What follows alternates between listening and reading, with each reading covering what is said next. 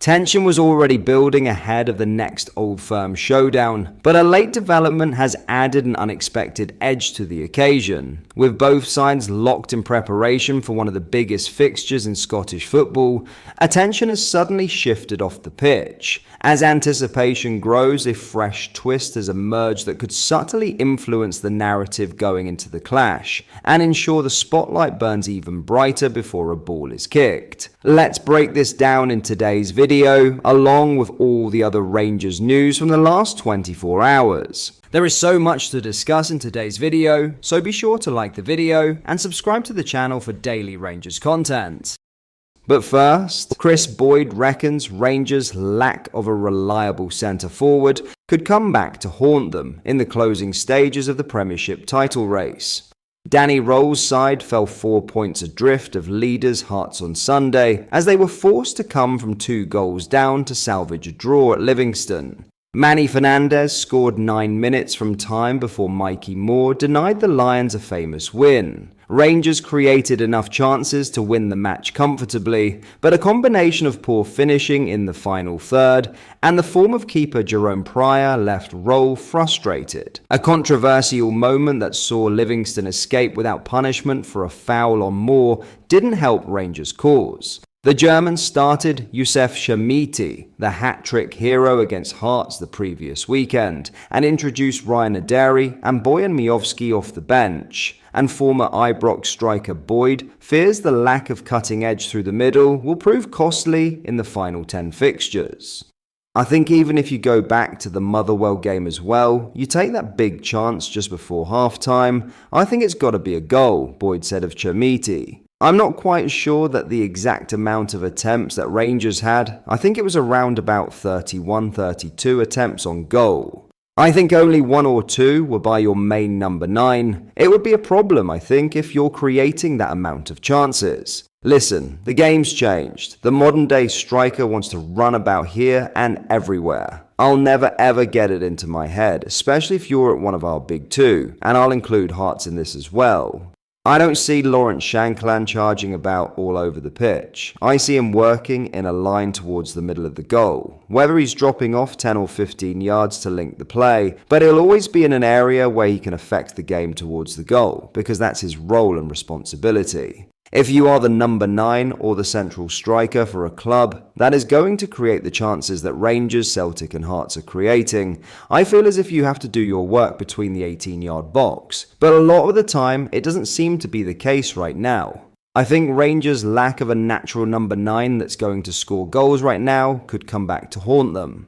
Chamiti was the man of the moment at Parkhead earlier this term as he scored twice in a statement victory for Roll's side that reignited their title challenge. Now the stakes are even higher ahead of the return fixture this weekend. Rangers have been accomplished performers on home soil this term. A derby doubleheader is a chance to inflict significant blows on their Old Firm rivals, and the Ibrox factor could be key. Yeah, I think it does. Boyd, speaking at an event to promote league sponsors, William Hill, said when asked if being at Ibrox makes a difference to Rangers this weekend. There's no getting away from it that playing at home gives you an advantage. The contrast in Rangers from at home to away would be a worry. They found a way to get themselves up for a game against Hearts because they felt as if it was a big game. It was a team at the top of the table, so they had to win it. But when you look at the performances against in the 3 away games I've just mentioned, I don't think they've been anywhere near that level.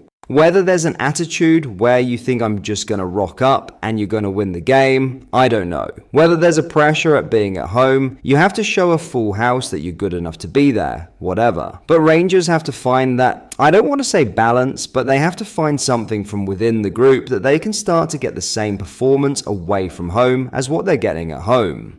I don't think Danny Roll will have any problem getting his team up for Celtic at the weekend or Hearts or Motherwell or whoever at Ibrox, but his problem going forward is how to turn this away form. Now, the build-up to the next Old Firm encounter has taken another dramatic turn after Celtic confirmed they will appeal Austin Trusty's red card. In a statement released following the weekend's action, Celtic said, Celtic FC can confirm that we will be submitting an appeal to the SFA in relation to the red imposed on Austin Trusty during yesterday's match. The club believes that the player was wrongfully dismissed and that the decision was reached following VAR intervention. From a Rangers perspective, the timing of that announcement adds an extra layer of intrigue ahead of a clash that rarely needs any additional narrative. Trusty's dismissal and the subsequent appeal now becomes a significant subplot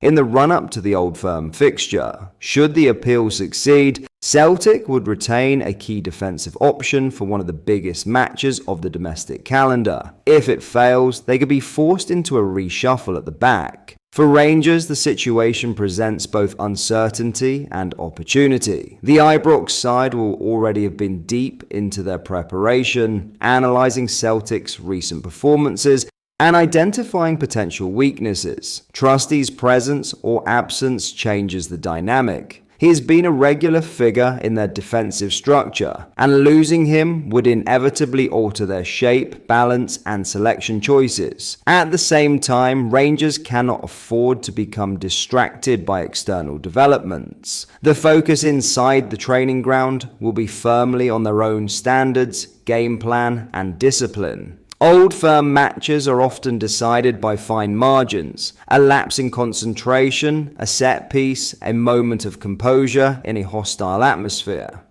The VAR element mentioned in Celtic's statement also keeps officiating firmly in the spotlight.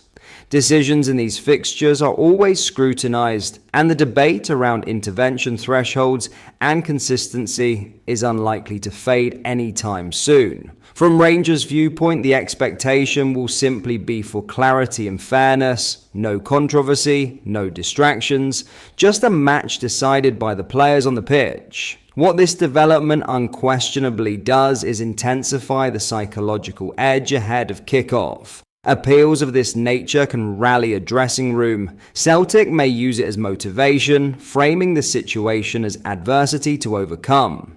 Equally, Rangers can view it as external noise, something that should not impact their preparation or mindset. There is also the broader competitive context to consider. Points in Old Firm fixtures carry enormous weight, not just emotionally, but in the title race. Momentum swings quickly in these head-to-head meetings, and squad availability often plays a decisive role. If Trusty's appeal is upheld, Rangers will face Celtic at closer to full strength defensively. But that is all for today's video. Thank you for watching. I hope you enjoyed. If you did, please make sure you hit the like button and subscribe to the channel. We post all the latest Rangers news every single day, so join our fast growing community so you never miss out. Thank you. I'll see you in the next video.